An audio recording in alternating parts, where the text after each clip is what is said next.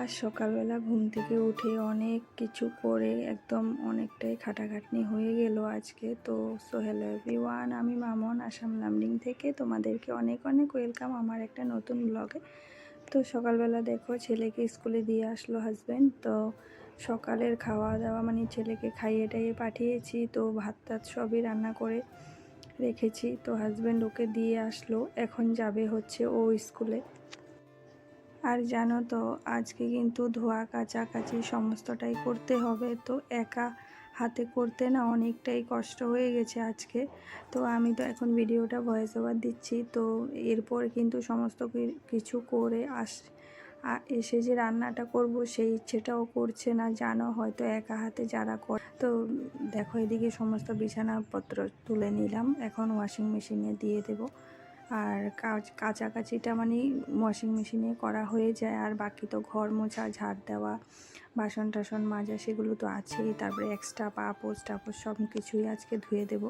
তো এদিকে মেশিনে দিয়ে জলটা ছেড়ে দিয়ে সার্ফ দিয়ে আমি চলে যাব একটু মানে অন্য রুমের বিছানাগুলো ঝেড়ে নেব ভালো করে। আর জানো তো হয়তো মানুষের মতো সুন্দর করে এডিটিং করে ভয়েস ওভার দিয়ে ভিডিও করতে পারি না, তবে চেষ্টা করি। আর এর আগেও কিন্তু এক দুটো ভিডিও দিয়েছিলাম, তো তেমন একটা ভিউজ হয়নি। তারপরেও চেষ্টা করছি, দেখি যতদিন ইচ্ছে করে ততদিন করব। আর এই ভিডিও করাটা না একটা আমার শখে বলতে পারো। আমি এইখান থেকে কিছু পাই আর না পাই, আমার ইচ্ছে করে মনে মানে ইচ্ছে হয় যে ভিডিও করি। সারাদিন যেহেতু একা একা থাকি, তো এটা করলে আমার অনেকটাই সময় কাটে, তাই জন্য কিন্তু এই ভিডিওটা করা। তারপর দেখো হাজব্যান্ডকে ভাত দেবো, স্নান করে চলে এসেছে। আর রাতের বেলা সবজি ছিল, কালকে মাশরুম রান্না করেছি সেটাই আছে, ভাত দিয়ে দিচ্ছি। আর ও এটা দিয়ে খেয়ে নেবে। আর না হলে কিন্তু সবজি না থাকলে ভাজা টাজা যে কোনো কিছু করতে হয়, ডিম সিদ্ধ টিদ্ধ দিয়ে দিই। আজকে যেহেতু সবজি আছে তো বলছে কি অন্য কিছু লাগবে না, এটা দিয়ে তারপর আমি একটুখানি চা খেয়ে নেব। আর এখানে দুটো বন নিয়ে নিয়েছি, ছোট ছোট বনগুলো, বেশি বড় সাইজ না। তো যেহেতু সকালবেলা ভাত খাবো না আর অনেকটাই কিন্তু কাজ করতে হবে, তো একটুখানি চা খেয়ে নিচ্ছি আগে, তারপর কিন্তু আমি আবার কাজে লেগে পড়েছি। তো বিছানা চাদরটা তো তুলে নিলাম, আর এদিকে বিছানাটার মধ্যে একটু ধুলো ধুলো ভাব ছিল, তো সেটাকে ঝেড়ে নিয়েছি। আর দেখো এই যে রান্নাঘরে চলে এসেছি, ঘরটা ঝাড় দিয়ে দিয়েছি, এখন বাসনগুলো মেজে নেব। তো রাতের বাসন অল্প কটা ছিল, আর মানে সকালবেলার খাওয়ার বাসন কয়েকটা ছিল, সেগুলোই মেজে রেখে দেব। আর যেদিন ধোয়া কাচাকাচি থাকে না সেদিন বলো মনে হয় যে মানে কাজ শেষই হয় না।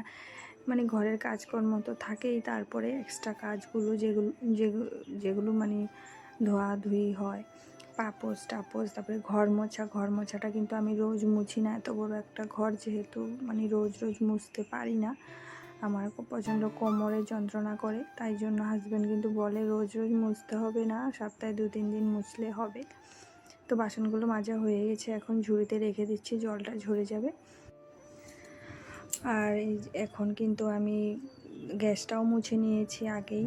তো সব কিছু তো ভিডিওতে দেখানো সম্ভব নয়, তাই জন্য বারবার ক্যামেরা অন করতে হয়। আর গ্যাস ট্যাস মুছে এবার এই যে দেখো রান্নাঘরের পাপোছগুলো বের করে নিয়েছি, আর আমার রুমের পাপোছগুলো বের করে নেব, সেগুলো মানে কেচে দেবো আজকে। আর সকালবেলার থেকেই কিন্তু রোদ ছিল, আর এখন জানো তো ভয়েস ওভার দিচ্ছি, তো কাপড় টাপড় সমস্তটাই মেলে এসেছি। এখন দেখছি মেঘ ডাকছে, এই যে দেখতে পাচ্ছ সকালবেলার ওয়েদারটা, রোদ কড়া রোদ, আর এখন কিন্তু মেঘে ডাকছে, জানি না কাপড়গুলো শুকাবে কিনা। এদিকে সকালবেলা তাড়াহুড়োর মধ্যে উঠোনটা ঝাড়ু দেওয়া হয়নি, আর উঠোনে তেমন একটা নোংরা হয়ই না, ওই একটা ডালিম গাছ আছে এটারই পাতা কয়েকটা পড়ে। আর সকালবেলা ঘর ঝাড় দিয়ে দুয়ারে জল টল দিয়ে অন্য কাজগুলো করে, যেহেতু ছেলেকে খাইয়ে পাঠাতে হবে 8টার মধ্যেই চলে যায়, তো উঠোনটা আমি পরেই দিয়ে দিই ও যাওয়ার পরে। তো যেহেতু 8টার মধ্যে হয়ে যায় তো বেশি দেরি হয় না। তো দেখো উঠোনটা ঝাড়ু দিয়ে চলে আসলাম, ঘর মুছে নিচ্ছি, এখন ভালো করে ঘরটা মুছে নেব, সমস্ত রুমগুলো মুছে টুছে।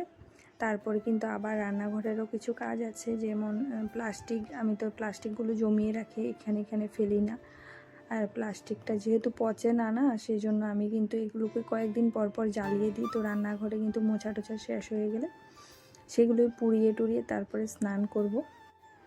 তো দেখো আমার রুমটা মোছা হয়ে গেছে, এদিকে বারান্দায় চলে আসলাম, বারান্দার মোছা হয়ে গেছে। এখন চলে আসলাম অন্য একটা রুমে। তো এই রুমগুলোতে থাকা হয় না তেমন একটা, তো ঝাড় মোছামাছি তো করতেই হবে, গুছিয়ে গাছিয়ে রাখতে হবে।